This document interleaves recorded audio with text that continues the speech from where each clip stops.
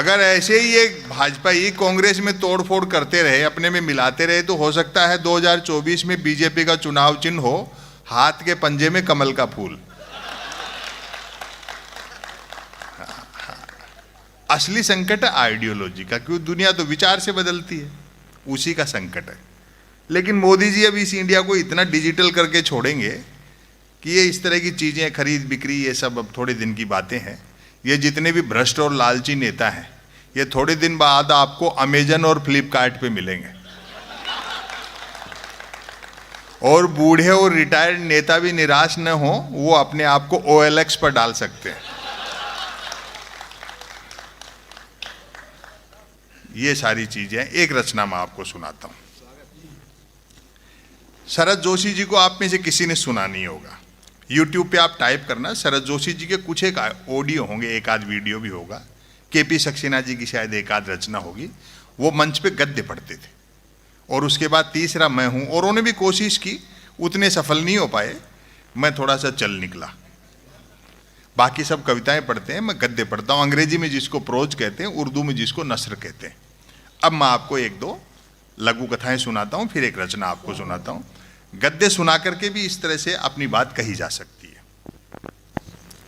सदाचार। पिता बिजली विभाग में हैं और पुत्र जलदाय विभाग में। दोनों ने शहर की एक कॉलोनी में बराबर ही में अपना अपना नया मकान बनवाया है। पिता को मकान में नल कनेक्शन चाहिए और पुत्र को बिजली कनेक्शन। जब तक पिता घूस नहीं देगा, बेटा उसके यहां नल नहीं लगने देगा। जब तक बेटा घूस नहीं देगा, पिता उसके यहां बिजली कनेक्शन नहीं होने देगा। और जैसे विभाजी के मुक्तक में अंतिम पंक्ति में आनंद आता था, वैसे ही लघु कथा में भी समापन पे आनंद आता है। पिता पुत्र में जूतम पैजार चाहे हजार होती हो, किंतु भारतीय संस्कारों में अभी इतनी गिरावट नहीं आई है कि पिता पुत्र ही आपस में रिश्वत मांगने लगे। सो बेटा बिजली की चोरी करता है और बाप पानी की।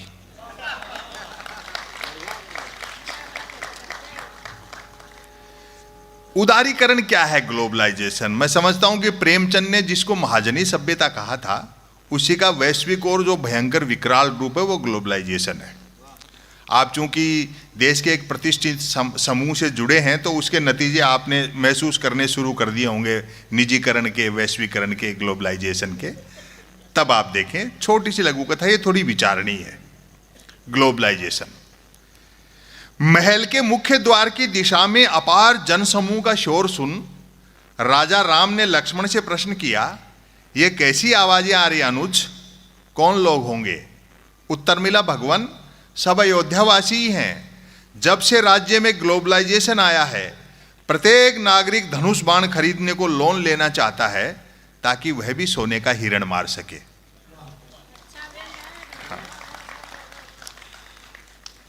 मीडिया ने तो हद कर रखी है। एक आदमी कदम ताल करता है तो मीडिया उसको मार्च पास्ट बताता है। जिस मीडिया को जनता के लिए मोमबत्ती होना चाहिए, वो सत्ता के लिए अगरबत्ती का काम कर रहा है। यहां का मुझे पता नहीं, हमारे यहां तो अखबार 3 चीजों के लिए पढ़े जा रहे हैं: बिजली कटौती, उठावना और राशिफल। और रोज नहीं निकलते हैं। एक दिन तो एक अखबार के दफ्तर से 2 लोग आ गए, बोले संपत सरल जी नया अखबार लॉन्च कर रहे हैं, आप भी ग्राहक बन जाओ। क्योंकि अखबारों का कोई पाठक तो बनता नहीं, ग्राहक ही बनते। 1 रुपए में 16 पेज। और जो मैंने जवाब दिया, 1 रुपए में 16 पेज। मैंने कहा भैया रुपया चाहे 1 की जगह 2 ले जाए, लेकिन 16 पेज खाली दे जाया कर। फिर मैंने रिसर्च की कि इतने अखबार बिकते कैसे। तो अचानक एक दिन एक अखबार के दफ्तर से फोन आया, बोले संपत सरल जी आज आपका नाम हमारे अखबार में छपा। मैं बड़ा खुश हुआ, जी आपका अखबार कहाँ मिलता है? बोले हमारा अखबार कोई होकर नहीं बांटता, जिस किसी का नाम छप जाता है दिन भर वही खरीद खरीद कर बांटता है। और टेलीविजन में प्राइम टाइम पे बहस देखते हो? किसी जमाने में जैसे अवध के नवाब मुर्गे लड़ाते थे, 4 जन बहसी आते हैं, एक मुद्दे का समर्थक, दूसरा मुद्दे का विरोधी, तीसरा बुद्धिजीवी दोनों को हड़काने वाला, और चौथा एंकर तीनों को भड़काने वाला। और आपकी मोहब्बत अब मिलेगी, चौथा एंकर तीनों को भड़काने वाला भैंस होनी होती है गरीबी की रेखा पर और करते रहते हैं रेखा की गरीबी पर। तो ताज भोपाली का एक शेर है, इस मीडिया की गैर जिम्मेदारी के लिए शायद उन्होंने कभी कहा होगा कि तुम्हारी बज्म के बाहर भी एक दुनिया है, तुम्हारी बज्म के बाहर भी एक दुनिया है, मेरे हुजूर बड़ा जुर्म है ये बेखबरी। उसको खबरिया चैनल कहते हैं जो खुद से बेखबर है। तब एक लघु कथा देखें, ब्रेकिंग न्यूज। आत्मनिर्भर नामक राज्य में डिजिटल क्रांति भले ही होने को थी, पर न्यूज क्रांति हो चुकी थी। न्यूज चैनल खबरें तलाशते नहीं गढ़ते थे और देते नहीं फैलाते थे। ब्रेकिंग न्यूज की तो मारामारी रहती थी। अब कथा यहां से शुरू होती है। एक दिवस ज्यों ही राजा नहाकर स्नान घर से निकला, त्यों ही एक न्यूज चैनल ने ब्रेकिंग न्यूज दागी, राजा नहाया। दूसरे न्यूज चैनल ने खुशी जाहिर की, राजा आज भी नहाया। तीसरे न्यूज चैनल ने अटकलें लगाई, राजा क्यों नहाया। चौथे न्यूज चैनल ने नई जानकारी दी, राजा पहली बार नहाया। पांचवें न्यूज चैनल ने आत्मनिर्भरता की पुष्टि की, राजा खुद नहाया। और अब आपकी तालियां उठेंगी, छठे न्यूज चैनल ने रहस्योद्घाटन किया, राजा पानी से नहाया।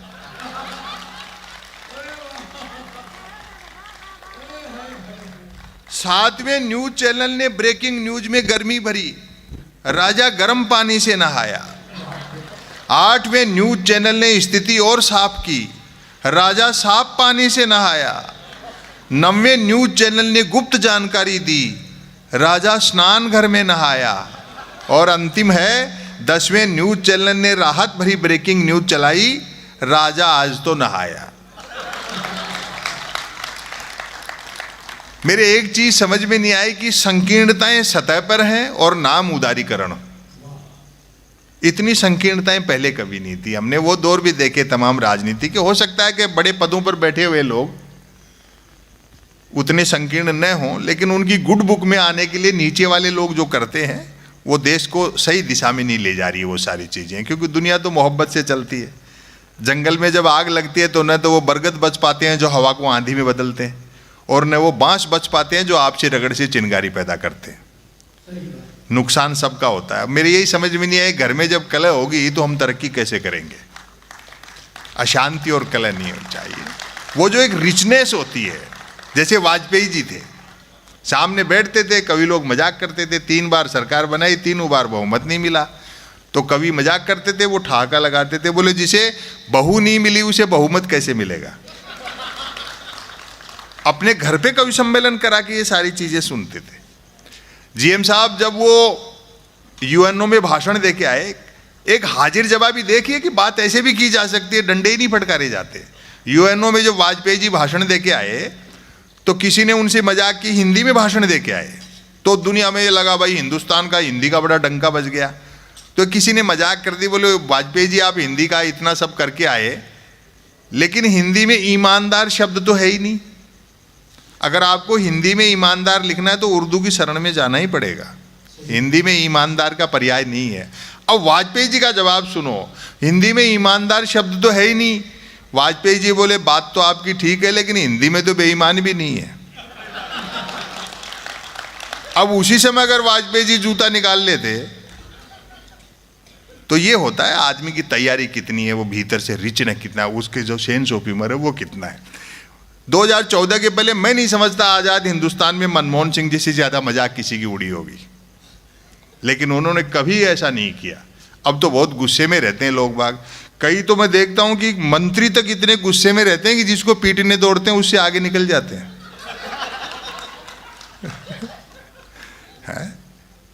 ऐसा नहीं होना चाहिए। मेरी इमेज ऐसी बना दी। मैं क्या है कि मैं सत्ता व्यवस्था चाहे किसी की भी हो, मैंने कांग्रेस के खिलाफ बहुत लिखा, तो मैं सिस्टम से सत्ता से सवाल पूछता हूं। जब विसंगतियां होती हैं उनको पकड़ करके थोड़ी मेरी तैयारी ठीक रहती है, अध्ययन अच्छा है, तो मैं बात अपनी ढंग से कर लेता हूं। तो मेरी इमेज ऐसी बना दी जैसे मैं मोदी जी का विरोधी हूं। जबकि मोदी जी ने तो हमको सामने बैठ करके अहमदाबाद कर्नावटी क्लब, राजपथ क्लब में घंटों सामने बैठ करके सुना। वो कवियों के कविताओं के बड़े दीवाने हैं। कभी ऐसी कोई बात नहीं थी, खूब ठा के लगाए उन लोगों ने। लेकिन अब ऐसा लगता है जैसे मैं उन्हीं की विरोध कर रहा हूँ। मैं तो अगर सच में भी ये कह दूं कि 2019 में मोदी जी विकास के दम पे दोबारा जीते हैं, तो भक्त लोग जूता निकालते हैं कि शर्म नहीं आती प्रधानमंत्री के बारे में झूठ बोलते हुए। लेकिन मैं क्या होमवर्क नहीं लेता, मजाक में टाल देते हैं। और मुझे भी लोग कहते हैं कि साहब आपकी ट्रोलिंग होती होगी, धमकियां मिलती होंगी। मैं क्या, मेरे साथ ऐसा कभी नहीं होता। छोटी मोटी बात होती है तो हम हंसी मजाक में, हम तमाम कवि अलग अलग विचारधारा के हैं। अभी सब सुना रहे थे, देखो हम कैसे एक दूसरे को दाद दे रहे थे। उनसे हो सकता है हम सहमत नहीं हो, मेरी बात से सहमत नहीं हो वो, लेकिन सुनो सबकी, और आमने सामने में दिक्कत नहीं है। 2019 में जब चुनाव परिणाम आना शुरू हुए तो मेरे पास एक राजकोट से फ़ोन आया गुजराती बंधु का। बोले और सुनाओ क्या हालचाल है, मतलब मोदी जी जीत रहे हैं, तुम इतना तंग वो व्यंग करते रहते हो उसके बावजूद। तो मैं सहज रहता हूँ, और सुनाओ क्या हालचाल है। मैंने कहा हालचाल ठीक है, और सुनाने का पैसा लेते हैं। फिर उसने मुझे छेड़ा, बोले फिर जीत रहे मोदी जी। मैं कहा अच्छा, हमको भी नया नहीं लिखना पड़ेगा।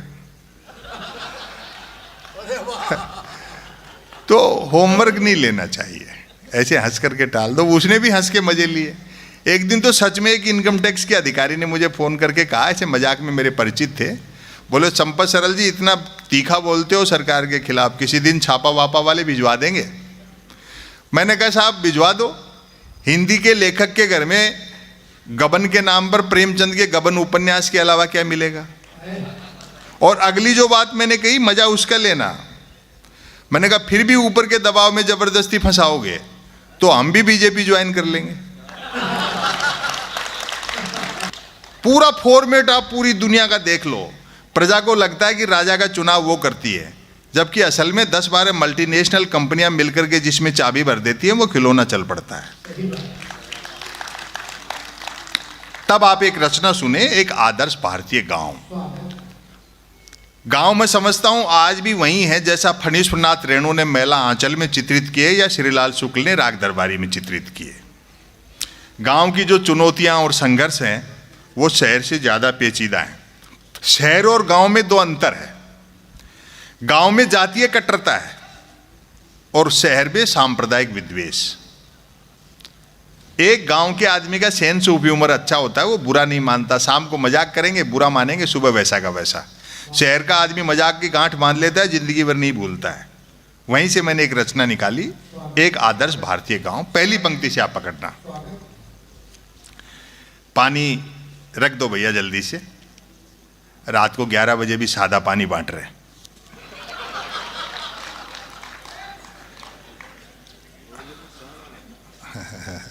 कोई नहीं है, तो मजाक कर रहे हैं।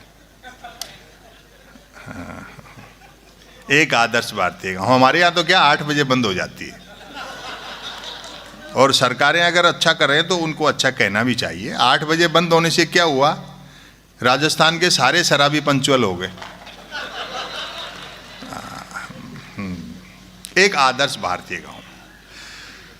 आज भी जो ये मानते हैं कि भारत की आत्मा गांवों में बसती है, मेरे ख्याल से उन्होंने गांव उतने ही देखे हैं जितनी की आत्मा। शहर में रहकर के रूमानी चश्मे से गांव देखना अलग बात है, लेकिन गांव में जाकर के रहो तो आप 2 दिन से ज्यादा रह नहीं पाओगे। जिस आदर्श गांव का जिक्र मैं करने जा रहा हूं वह राजधानी से 50 किलोमीटर पश्चिम में है। चूंकि रास्ते में एक शराब के कई ठेके पड़ते हैं, अतः यह दूरी घटती बढ़ती भी रहती है।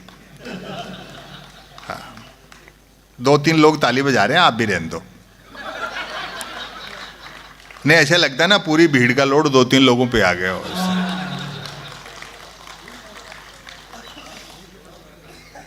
इधर कोई थोड़ा बोल रहे हैं, एक बार थोड़ा चुप हो जाओ। मैंने तो बोलने के पैसे लिए हैं, ये क्यों बोल रहे हैं?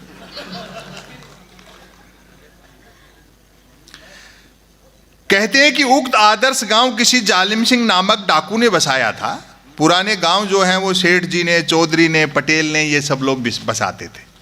कहते हैं कि उक्त आदर्श गांव किसी जालिम सिंह नामक डाकू ने बसाया था, जो कि निहायत ईमानदार और परोपकारी डाकू थे। क्योंकि निर्वाचित नहीं थे। हालांकि बाद में उन्होंने भी डाकू जीवन से वीआरएस लेकर पॉलिटिक्स ज्वाइन कर ली थी। उनके समझ में आ गया होगा कि एक डाकू को जिनके यहाँ डकैती डालने जाना पड़ता है, चुनाव जीत लेने पर वही लोग घर बैठे दे जाते हैं। और आज की शाम आपके इस बेहतरीन कवि सम्मेलन जो लक्ष्मीकांत निर्भीक के संयोजन में यहाँ हुआ, इतने अच्छे कवि बुलाए, मेरा व्यंग आप तक पहुंच जाए तो मुझे तालियों से बताना, समझ जाए तो बताना, न समझे तो मेरी हिम्मत की दाद देना। असली समझ स्वच्छ भारत अभियान की कहाँ जरूरत है। यूं भी अपराध और राजनीति में महज वोटिंग का ही तो अंतर रह गया है, समर्थन करना। यूं भी अपराध और राजनीति में महज वोटिंग का ही तो अंतर रह गया है। संसद पर जिन आतंकियों ने हमला किया था, सुरक्षा प्रहरियों ने उन्हें गोली मारने से पहले निश्चित ही कहा होगा, मानते हैं आप आतंकवादी हैं, बहुत बड़े अपराधी हैं, लेकिन चुनाव जीते बिना अंदर नहीं जाने देंगे।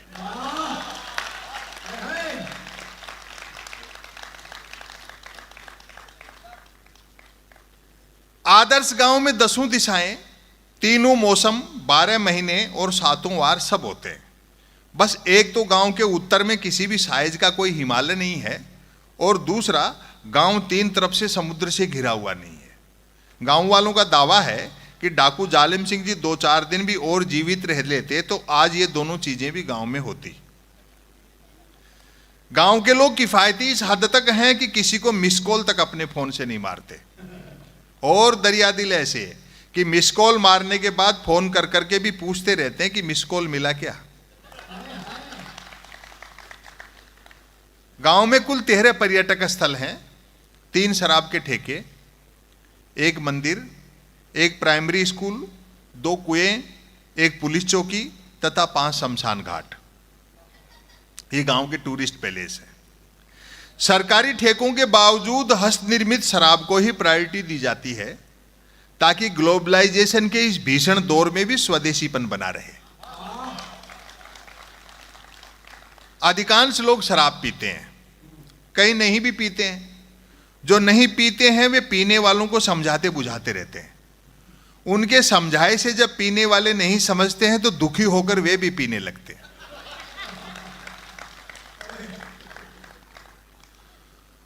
लोगों में सरकारी नौकरियों के प्रति बड़ा मोह है। सबका प्रयास रहता है कि काम ऐसा हो जिसमें काम न हो। जहां तक मेहनत मजदूरी का सवाल है, मेहनत करने वाले को मजदूरी नहीं मिलती, और जिसे मजदूरी मिल जाती है वह मेहनत बंद कर देता है। सबके आपसी संबंध गठबंधन सरकारों जैसे हैं, अर्थात स्वार्थ ही 2 लोगों को जोड़ता है। और एक शब्द का आनंद लेना, उम्र का फासला भी रिश्तों में बाधक नहीं बनता। दिन में जो बेटे का क्लास फेलो होता है, शाम को वही बाप का ग्लास फेलो होता है। गांव में जब से हैंडपंप लगे हैं, दोनों कुएं शर्त लगाकर कूदने के काम आ रहे हैं। स्कूल उतनी ही देर चलता है जितनी देर मिड डे मील चलता है। पुलिस चौकी को लेकर मतभेद हैं कि अपराध बढ़ने से चौकी खुली है या चौकी खुलने से अपराध बढ़े हैं। और जो असली समस्या है गांव की, अब ध्यान दें आप, 5 शमशान घाटों से स्वतः सिद्ध है कि गांव में 5 जातियां रहती हैं। इस बात का पूरा ध्यान रखा जाता है कि मनुष्य के मरने के बाद भी उसकी जाति नहीं मर जाए। एक दफा कै जाति के लोगों ने अपना एक शव गफलत में ख जाति के शमशान में जला दिया। बात ऐसी बिगड़ी कि ख जाति वालों ने तुरंत अपना एक व्यक्ति मारा,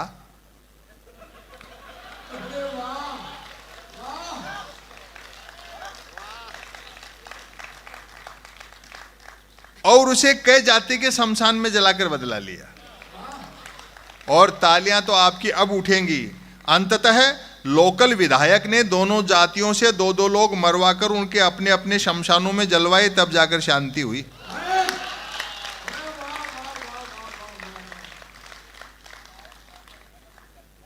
एकमात्र मंदिर का निर्माण भी डाकू जालिम सिंह जी ही करा गए थे। और साहब, किसी को भले बुरा लगे, लेकिन मैं हर मंच पे कहता हूं कि जिस देश में शिक्षण संस्थाओं से ज्यादा धर्म स्थल होंगे वहां क्या अच्छे दिन आएंगे।